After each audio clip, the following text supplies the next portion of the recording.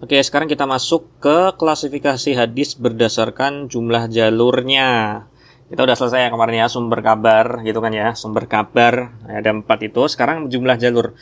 Apa yang dimaksud, sebelum kita mulai nih, apa yang dimaksud dengan jumlah jalur? Nah, misalnya gue punya kisah nih ya kan, misalnya ada presiden, ya kan, ada presiden ngomong di depan, Pak Pres lah, Pak Pres ini siapa? Nah, gini aja lah, ada orang Pak Presiden. Beliau naik ke atas panggung, ngomong di depan podium, ya kan. Kemudian disiarkan, misalnya di kamera ya. Udah gini ya, gambarnya jelek aja nggak apa. Disorot nih kamera, ya kan. Misalnya beliau memberitahukan apa ya?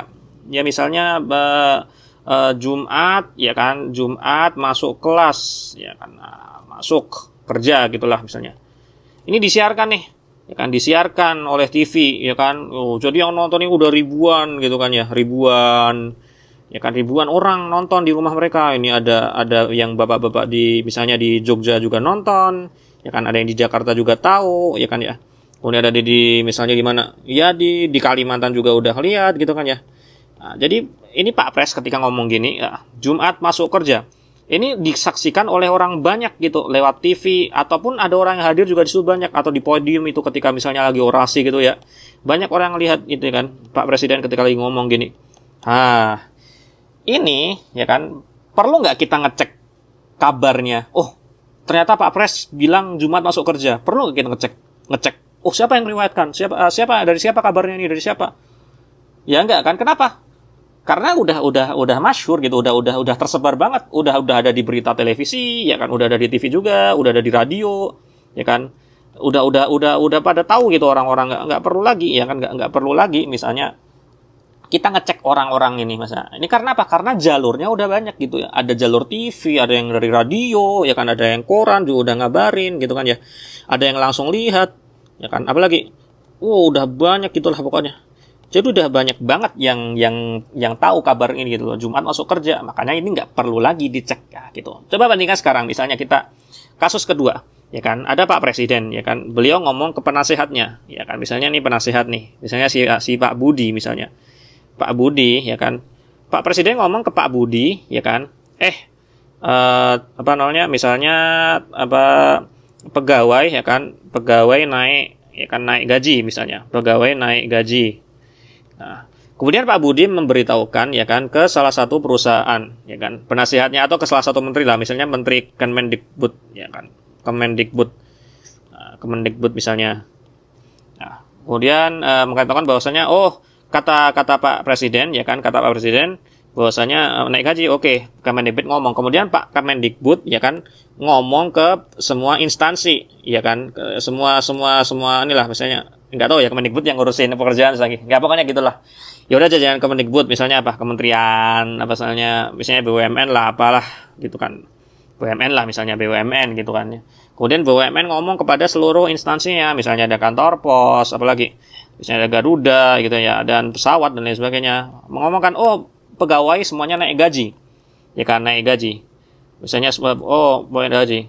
Nah, ini para CEO, ya kan, di sini kantor pos dan lain sebagainya, ya kan, ini nggak percaya nih, wah, dari mana nih Pak BUMN, ya kan, Pak Menteri BUMN dapat kabar ini? Dicek nggak seperti ini? Perlu nggak kita ngecek bahwasanya Pak BUMN ini harus dapat kabarnya dari Pak Presiden asli, apa cuma ngarang-ngarang aja? Apakah ini keputusan sepihak dari Pak BUMN, ya kan? Apakah itu cuma dari atasannya Pak BUMN misalnya, penasihat, atau langsung dari Pak Presiden pekerjaannya? Ini kan Pak BUMN ngomongnya Pak Presiden gitu kan, katanya naik gaji dari Pak Presiden gitu kan ya. Tapi ya kan, kita pengen tahu nih, para CEO ini pengen tahu dari mana gitu. Perlu nggak mereka ngecek? Nah, perlu, ya kan, perlu dicek ya, perlu dicek gitu. Kenapa? Ya karena yang nyebar ya cuma satu jalur gitu. Lihat jalurnya siapa di sini. Jalurnya cuma dari Pak Presiden, ya kan, ke Pak Budi, ya kan, ke Pak BUMN gitu kan, baru disebarkan ke CEO yang lain gitu kan ya. Dari sini kan perlu dicek. Kenapa? Ya karena tidak luas nyebarnya gitu. Karena yang riwayatkan cuma cuma seorang orang, ya kan, makanya kita perlu ngecek. Beda kasus sama yang pertama. Ini kasus pertama gitu kan. Ini kasus kedua. Lihat kasus yang kedua.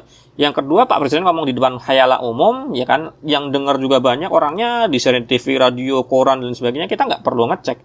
Nggak perlu dicek lagi. Karena apa? Karena udah pada tahu gitu ya. Ya, nggak perlu. Ini sikoh apa? Ini percaya nggak orangnya apa gimana? Ya kan udah nyebar gitu loh. Stasiun TV semuanya. Ini kita ngomong semua stasiun TV menyiarkan, radio semuanya memberitahukan, koran semuanya. Dan yang langsung lihat juga banyak banget ketika itu, ya nggak perlu lagi cek gitu ya. Nggak perlu lagi dicek. Kenapa? Karena udah banyak sekali gitu ya. Ini ya kan bisa ngambil nggak ini? Apa? Kira-kira apa hubungannya dengan apa yang kita bahas nih dengan jumlah jalur?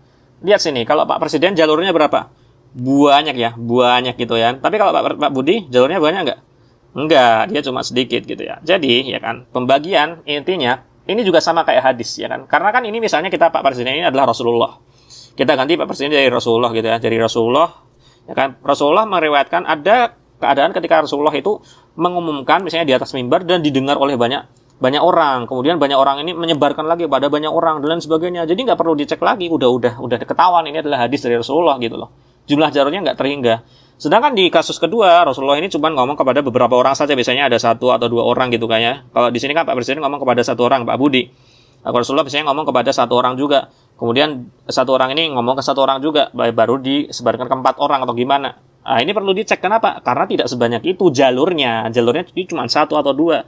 Kalau yang pertama tadi banyak banget gitu ya. Jadi, ya kan, singkatnya, klasifikasinya berdasarkan jumlah jalur itu ada 2 yang gede, ada 2 jalur besar. Yang pertama jalur banyak. Kita ngomong banyak banget ya. Oke, karena emang banyak banget. Jadi jalurnya ya kan jalur banyak banget ya kan. Yang kedua jalur enggak banyak banget. Kenapa kita ngomongnya enggak banyak banget? Ya karena beda gitu. Kalau misalnya nih Pak Presiden ngomong kepada 10 orang atau enggak kepada 5 orang, ini banyak nggak? Banyak, ya kan? Tapi tetap nggak kita cek. Tetap kita cek. Kenapa? Karena kan bisa jadi mereka nggak dengar gitu ya. Maksudnya kita masih perlu ngecek lagi gitu. Beda kalau kita ngomong kepada 100 orang. Ini kan banyak tapi banget gitu ya. Hukumnya berbeda dong. Lebih percaya mana daripada dari yang cuman dikabarkan dari 5 orang atau dari 100 orang? Ya lu dengar kabar nih yang nyampein ke lu gitu cuma 5 orang. Sama dari kabar yang dinyampain udah 100 orang. Kira-kira lebih percaya mana lo kabarnya? Yang 100 kan? Ya gitu. Makanya kita klasifikasikan jadi banyak banget, ya kan? Dan gak banyak banget. Dan gak banyak banget. Kenapa kita ngomong gak banyak banget? Karena ini bisa masuk banyak, ya kan? Banyak aja, ya kan? Atau sedikit. Ya, gitu. Nah, ini ada istilah sendiri di ilmu hadis. Oke. Kalau jalur itu banyak banget, nah kita kenal namanya istilahnya adalah mutawatir. Oke, ini yang harus lu kasih tahu nih istilahnya apa. Nanti kita bahas deh arti dan lain sebagainya. Kalau banyak banget jalurnya, ini namanya hadisnya mutawatir gitu karena banyak banget jalurnya gitu ya. Kalau nggak banyak banget, ya kan? Kalau nggak banyak banget, bisa banyak aja atau bisa sedikit. Nah, ini namanya apa? Namanya ahad gitu ya. Namanya hadis ahad, nggak banyak banget. Nah, nanti kita bahas nih, kalau banyak aja itu namanya apa? Nah, misalnya nih, kalau banyak aja itu namanya misalnya masyhur, hadis masyhur. Kalau sedikit, ya kan, ini bisa hadis aziz, ya kan, atau hadis gharib. Oke, ini pengenalan aja ya. Bisa hadis masyhur, ya kan. Kalau yang sedikit itu namanya aziz atau gharib. Ya, jadi dapat ya gambarannya, ya kan. Jadi inilah fungsi jalur. Ya, ini fungsi jalur. Jadi tadi gambarannya kalau jalurnya banyak banget itu namanya mutawatir, ya kan? Kalau nggak banyak banget namanya ahad. Nah, nanti ahad ini nggak banyak, ada yang banyak aja, nggak sampai banyak banget, ya kan? Dan ada yang sedikit, gitu ya. Banyak aja dan sedikit, gitu. Jadi sudah pahamin ya. Nanti kita akan bahas lebih lanjut lagi.